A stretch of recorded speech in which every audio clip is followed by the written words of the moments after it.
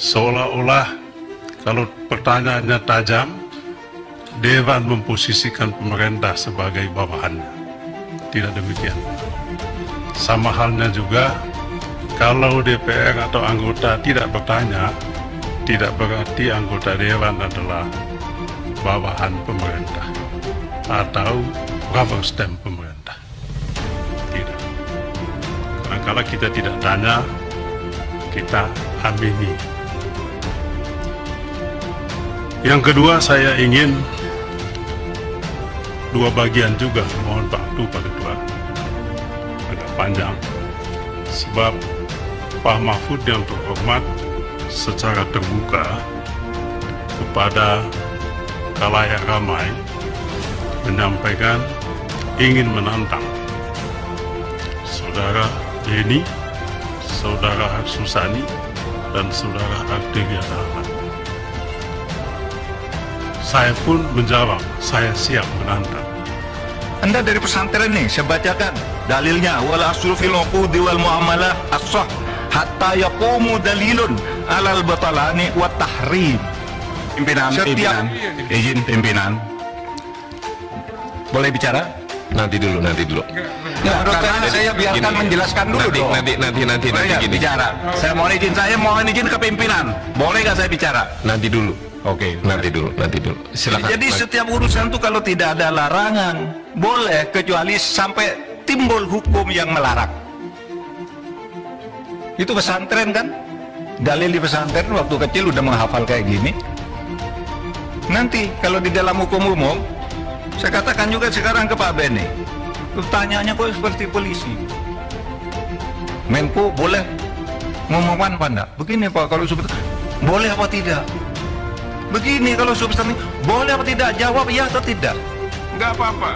Kalau dikatakan ini Jiwasraya sudah begini, kita catat Prof. Coba cek nih di WA grup teman-teman. Pasti sentimennya mohon maaf Prof. Sentimennya negatif ke Prof semua di WA grup. Ya. Cuman saya doang yang nggak komentar. Hari ini saya komentar. Ya. Kemudian kita bicara mengenai statement Prof. Statement tanggal 8. Bla bla bla bla bla bla. Tiba-tiba ada statement lagi 349. Tiba-tiba Kementerian Keuangan bilang nggak begini, nggak begono, nggak begini. Gimana kita? Lucunya lagi, ini dalam satu komite, yang satu ketuanya, yang satu sekretarisnya, yang satu anggotanya. Itulah yang saya katakan negara ini negara lelucon.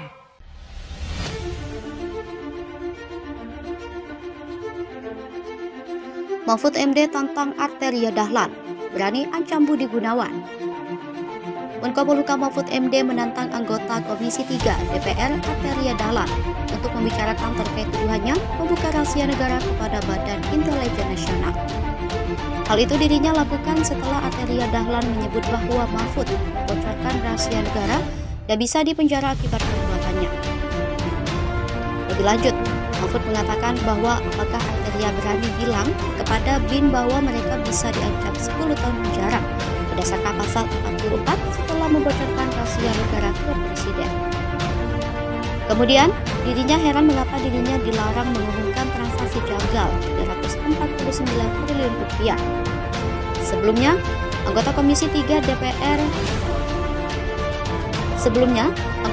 3 sekaligus politikus PD Perjuangan, Arteria Dahlan, mengatakan ada konsekuensi pidana bagi setiap orang yang membocorkan dokumen dan keterangan terkait pencucian keuangan dari Pusat Pelaporan dan Analisis Transaksi Keuangan. Pernyataan Arteria diungkapkan guna menyinggung sepak terjang Menteri Koordinator Bidang Politik Hukum dan Keamanan alias Menko Polhukam Mahfud MD. Mahfud adalah orang yang pertama kali mengungkapkan adanya transaksi mencurigakan senilai 300 triliun rupiah di Kementerian Keuangan. Belakangan keterangan tersebut direvisi.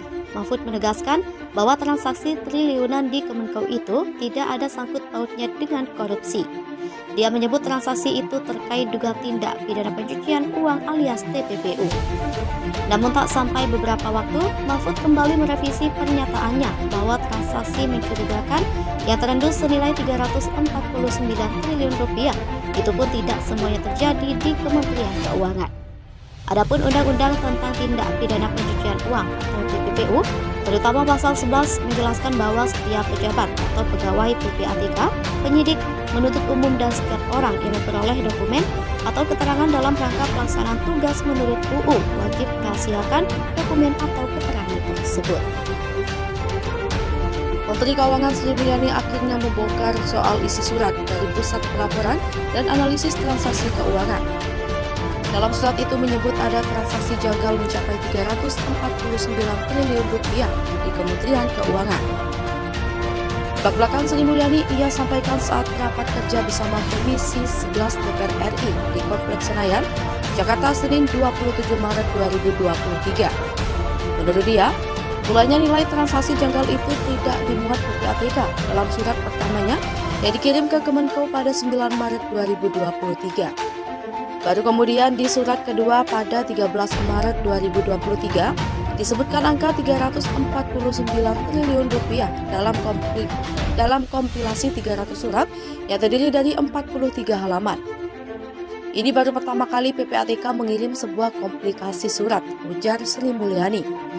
Adapun 300 surat itu terdiri dari 139 inquiry Kemenko, 61 inisiatif PPATK, dan 100 surat yang dikirim ke APH. Sri Mulyani bilang surat dari PPATK yang benar-benar berhubungan dengan tupoksi pegawai.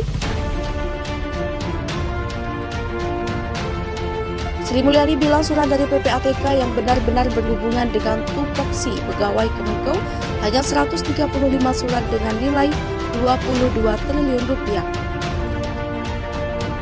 Transaksi itu pun disebut tidak semua berhubungan dengan instansinya. Bahkan 22 triliun rupiah ini 18,7 triliun rupiah menyangkut transaksi korporasi yang tidak ada hubungan dengan Kemenko, kata Sri Mulyani. Berikut transaksi terkait debit kredit operasional korporasi yang tidak ada kaitannya dengan pegawai Kemenko berdasarkan pemaparan Sri Mulyani.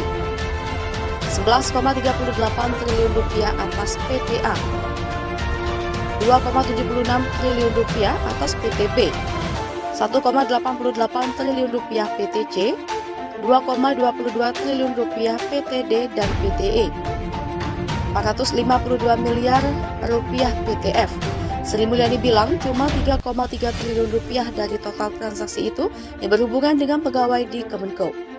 Jadi yang benar-benar berhubungan dengan pegawai Kemenko itu 3,3 triliun. Ini 2009 sampai 2023. Seluruh transaksi debit kredit pegawai termasuk penghasilan resmi, transaksi dengan keluarga, jual beli aset, jual beli rumah itu 3,3 triliun rupiah. Beber Sri Mulyani.